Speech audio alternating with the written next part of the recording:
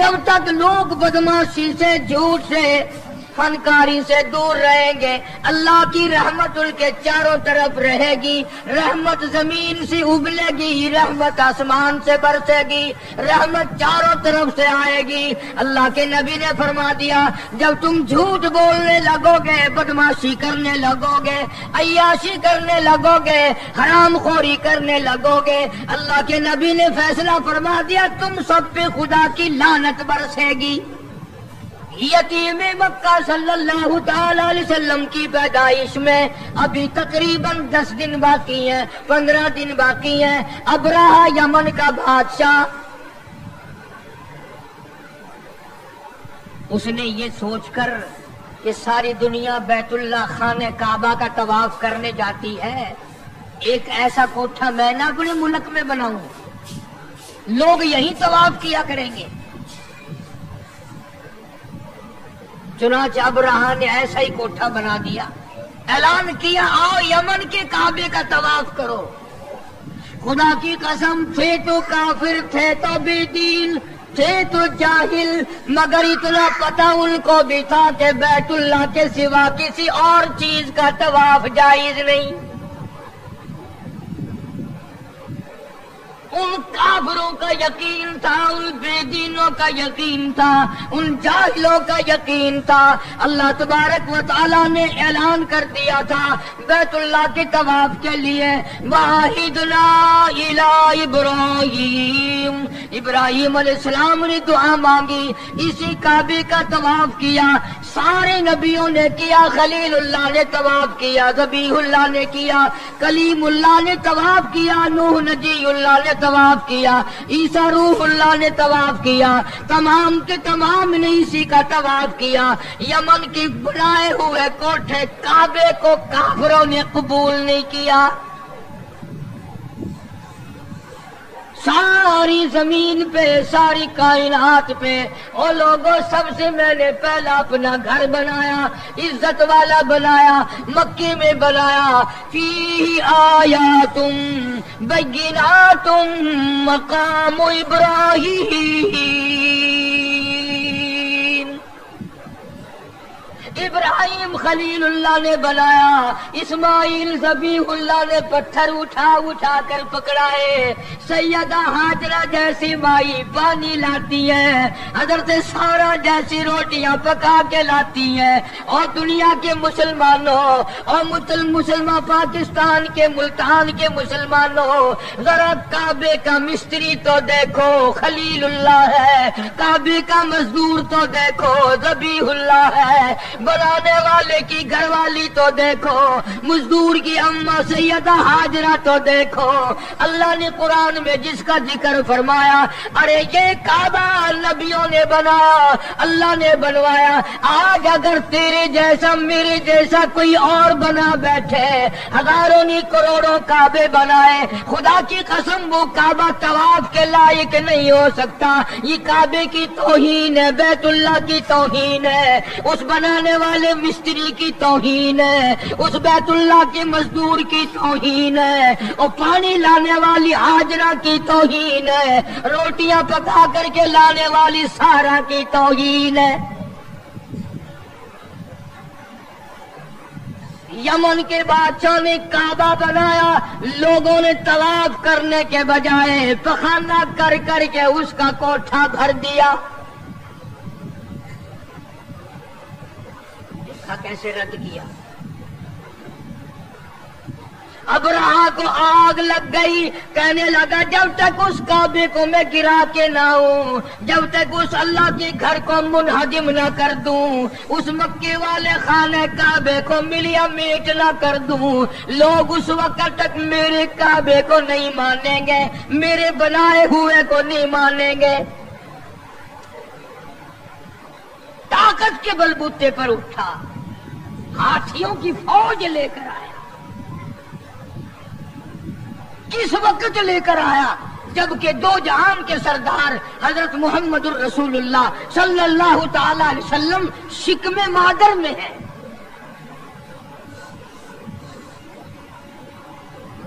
ابرہا نے آ کر کے عرفات کے قریب مزدلفہ کی بائیں طرف وادی محصر میں ڈیرا لگا دیا. عبد المطلب جو حضور کا دادا ہے اس کے اونٹ وہاں چل رہے تھے. ابرہا بادشاہ کے سپاہیوں نے سرکار دو عالم صلی اللہ علیہ وسلم کے دادا کے اونٹ پکڑ لیے. عبد المطلب کو پتا چلا وہاں مکے میں کہ میرے اونٹ بادشاہ ایک آیا ہوا ہے, ہاتھیوں کی فوج ہے, بڑی طاقتور فوج ہے, اور وہ اونٹ پکڑ بیٹھا میرے اور کعبے کو گرانے آیا. عبد المطلب اس وقت بیت اللہ کے متولی تھے, انچارج تھے. تو یہ گئے اور ابرہا سے ملاقات کی. وہ سمجھا شاید یہ کوئی کعبے کے بارے میں بات چیت کرنے آئے ہوں گے, کچھ لوگ کچھ دو کی بات کریں گے. چلو اور نہیں تو میں یوں ہی طے کراؤں گا, ایک سال تیرے کعبے کا طواف ہوگا, ایک سال میرے کعبے کا طواف ہوگا. ایک سال لوگ ادھر آئیں گے, ایک سال لوگ ادھر جائیں گے. عبد المطلب تشریف لائے اور ابرہا سے ملاقات کر کے کہا کہ بھئی تیرے سپاہیوں نے میرے ناجائز اونٹ پکڑ لیے ہیں, میں اپنے اونٹ چھڑانے آیا ہوں. کہا کمال ہے, آپ کعبے کے متولی نہیں؟ کہ ہاں ہوں. کعبے کی چابیاں تمہارے پاس نہیں؟ کہ ہاں میرے پاس ہے. کہ کمال ہے تیری, کعبے کی بات نہیں کرتا, اونٹوں کی بات کرتا ہے. تجھے اپنے اونٹوں کی پڑ گئی, کعبے کی بات کر. ہاں کس طرح کرنا ہے؟ عبد المطلب نے جواب دے دیا, اونٹ میرا مال ہے, اس لیے میں چھڑانے کے لیے آیا ہوں. اور یہ تیرے دل میں غلط خیال ہے, کعبہ میرا نہیں, کعبے والا کوئی اور ہے.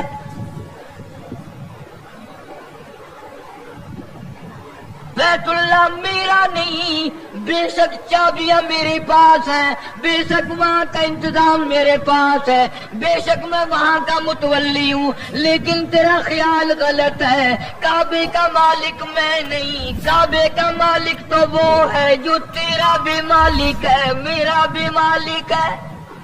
سارے جہان کا وہی مالک ہے, وہ تجھ سے خود بات کرے گا. مالک میں مالک ہی نہیں, میں بات کیوں کروں؟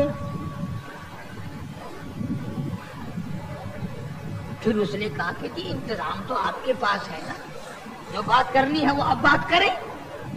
عبد المطلب نے جواب دے دیا, فرمایا میں نہیں جانتا, کعبے والا جانے اور تو جانے.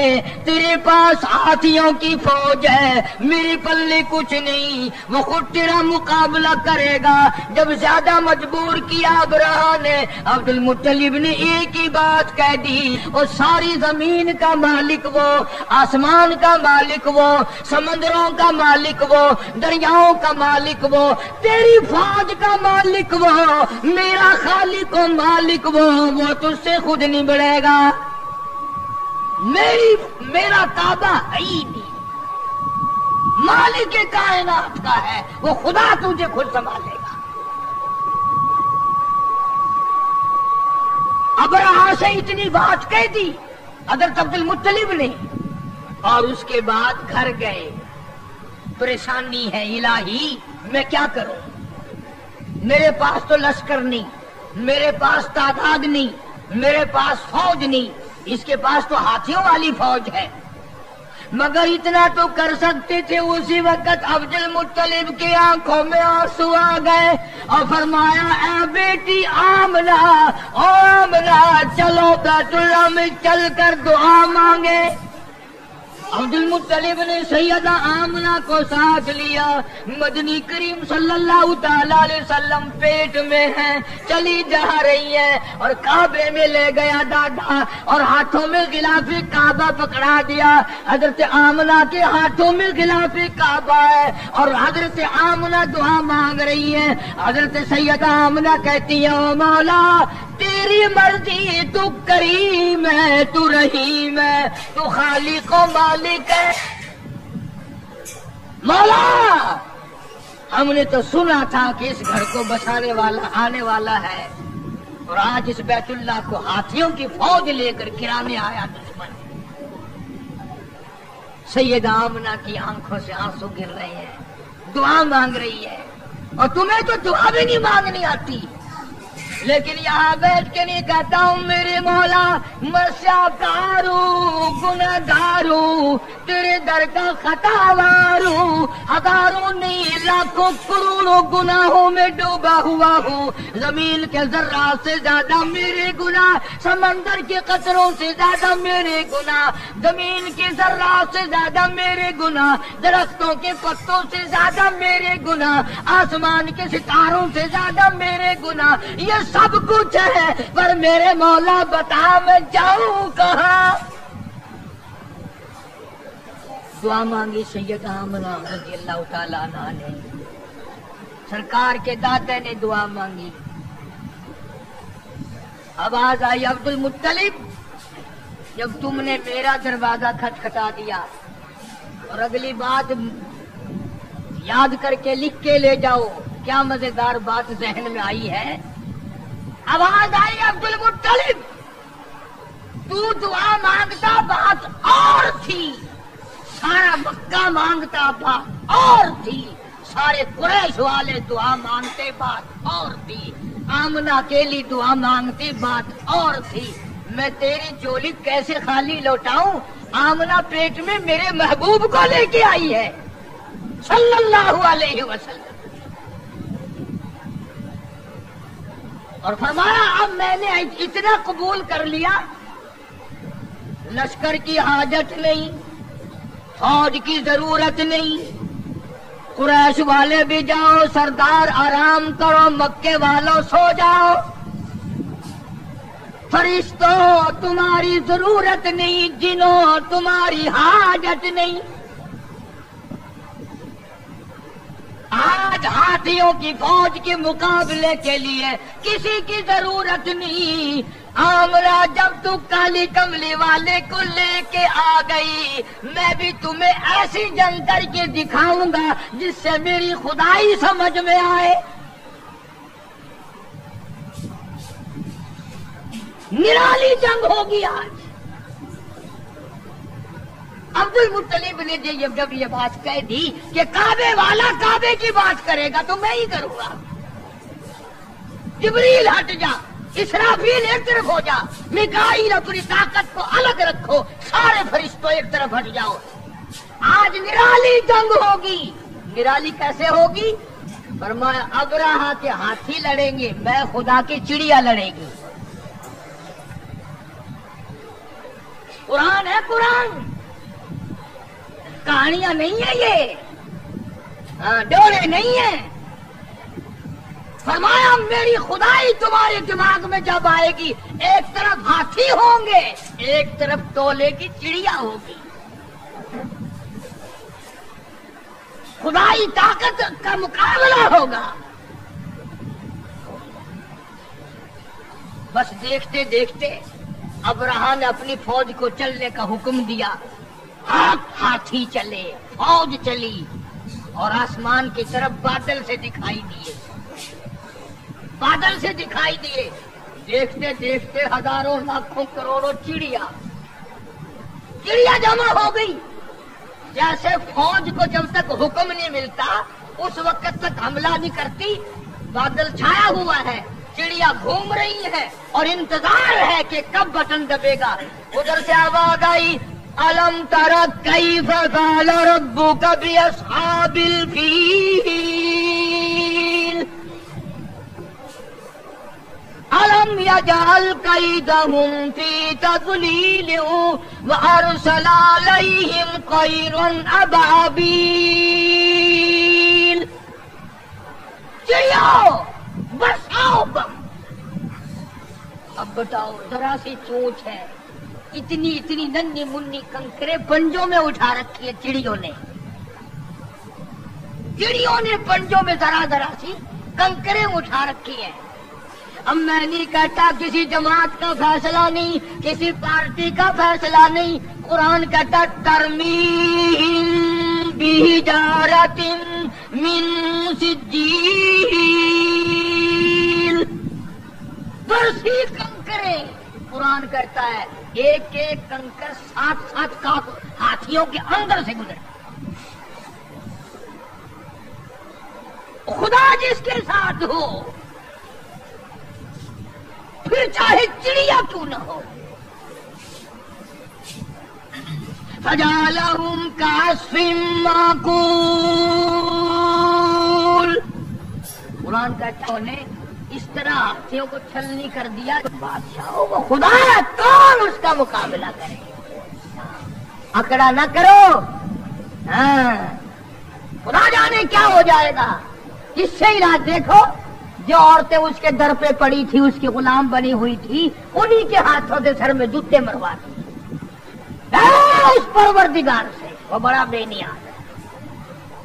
اس لیے اللہ پاک جل شانہ فرماتے ہیں لوگوں میری ذات کا مقابلہ نہ کرو، میری صفات کا مقابلہ نہ کرو، میری ذات و صفات میں کسی کو شریک نہ بناؤ. میں اگر پکڑنے پہ آؤں گا تباہی پھر جائے گی.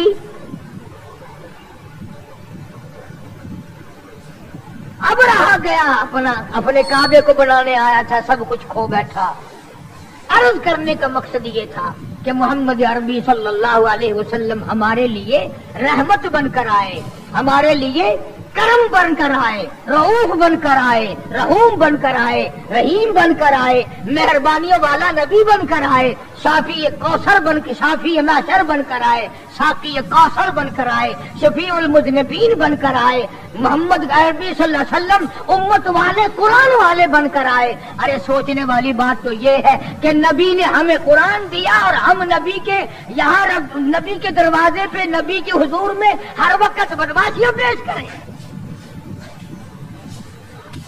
جامع ترمذی کی حدیث ہے کہ ہر پیر کے دن اور ہر جمعرات کے دن ہر امتی کا نامہ اعمال آقا کے سامنے پیش کیا جاتا ہے. ذرا سوچو تو صحیح، یہ میرا تیرا عمل دیکھ کر حضور خوش ہوتے ہوں گے. نماز نہیں ہے، قرآن کی تلاوت نہیں ہے، زبان سے سچی بات نہیں ہے، دماغ میں ایک بات سمائی ہوئی ہے کہ دکان پہ بیٹھ کے جھوٹ بولنا کوئی جھوٹ ہے. یہ تو کاروباری لائن ہے. کاروباری لائن میں بیٹھ کر کے غلط کام کرنا جائز ہے. اس کا مطلب تو یہ ہوا کہ گھر میں بدماشی نہ کرو، دکان پہ بے شک بدماشی کرو. اصل بات یہ ہے کہ ہمارے دل میں خوف نہیں. ہم میں سے بھی کبھی کسی نے خطا مانی؟ ایک گناہ کرنا اور ایک کرنا کیا ہے؟ سارا جہان کر رہا ہے، میں کر رہا ہوں تو کیا ہے؟ اسی کو خداوند کریم نے اعلان کر کے فرما دیا ان بطش ربک لشدید.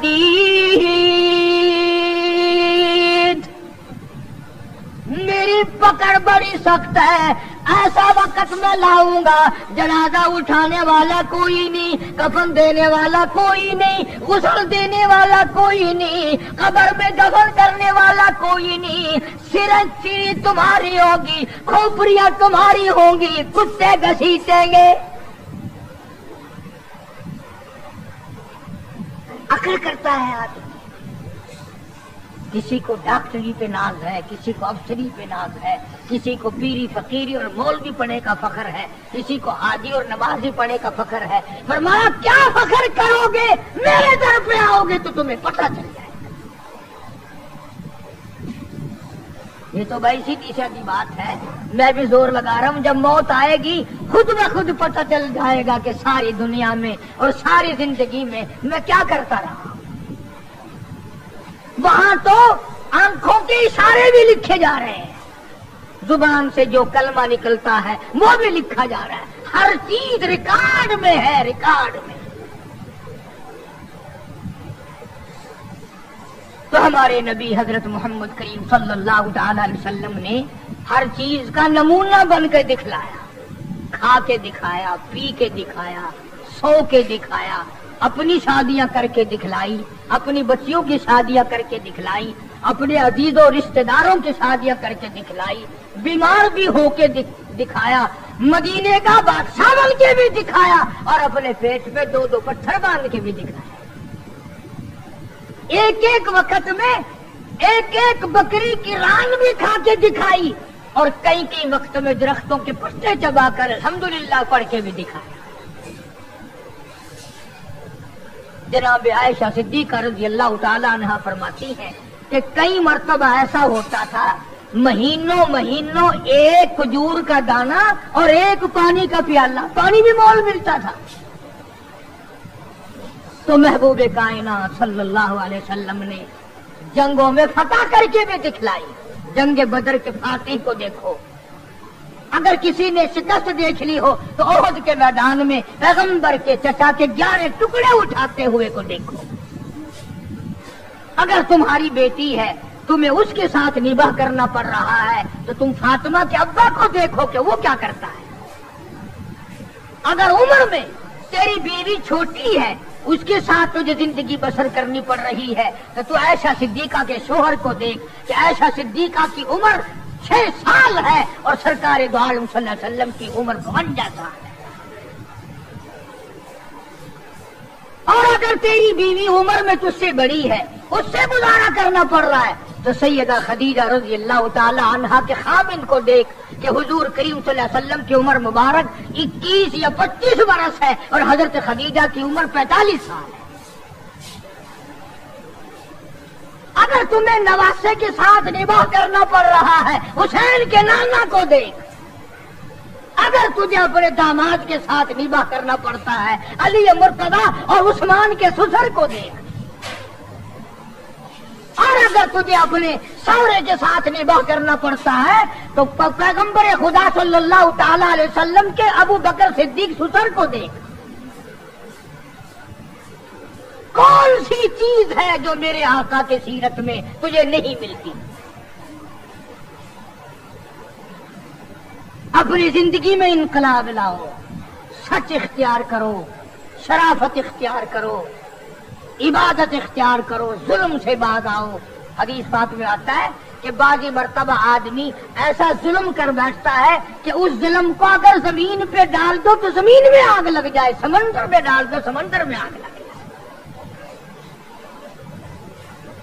یہ سارا جہان ناپائیدار ہے، بے وفا ہے۔ اسی کو شیخ سعدی رحمت اللہ علیہ کیا عجیب نقل کرتا ہے، کہتا کہ یکی بر حسیرو یکی بر سریر، یکی در پلاسو یکی در حریر۔ کہتا یہ تو مقدری سودے ہیں، ایک بوری میں لکھا ہے اور ایک مخمل اور تخت شہنشاہی پہ بیٹھا ہے۔ یکی باجدارو یکی تاجدار، یکی باجدارو یکی تاجدار، یکی سرفراز ہو یکی خاک سہار۔ ایک کے سر پہ تاج ہے اور ایک کے سر پہ کپڑا بھی نہیں، تھر تھر تھر تھر سردی میں کرتا پھرتا ہے۔ اللہ الگ الگ مقدر بنائے۔ فرمایا یکی راز شب و روز مصحب دست، یکی راز شب و روز مصحب دست، یکی خفتہ در کنجہ میں خانہ مست۔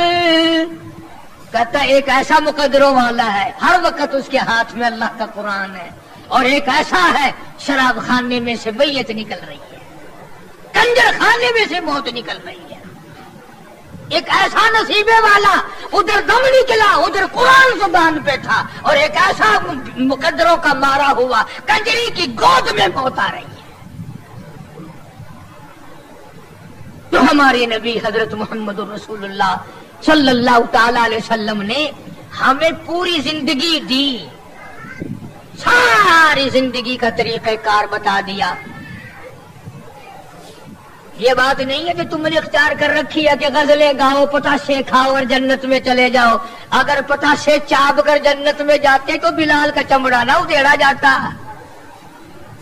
ہاں، 4 عورتوں نے 4 مردوں نے مل کر غزلیں گائی اور مٹھائی کھائی اور جا کے سو گئے، صبح کی نماز بھی نہیں۔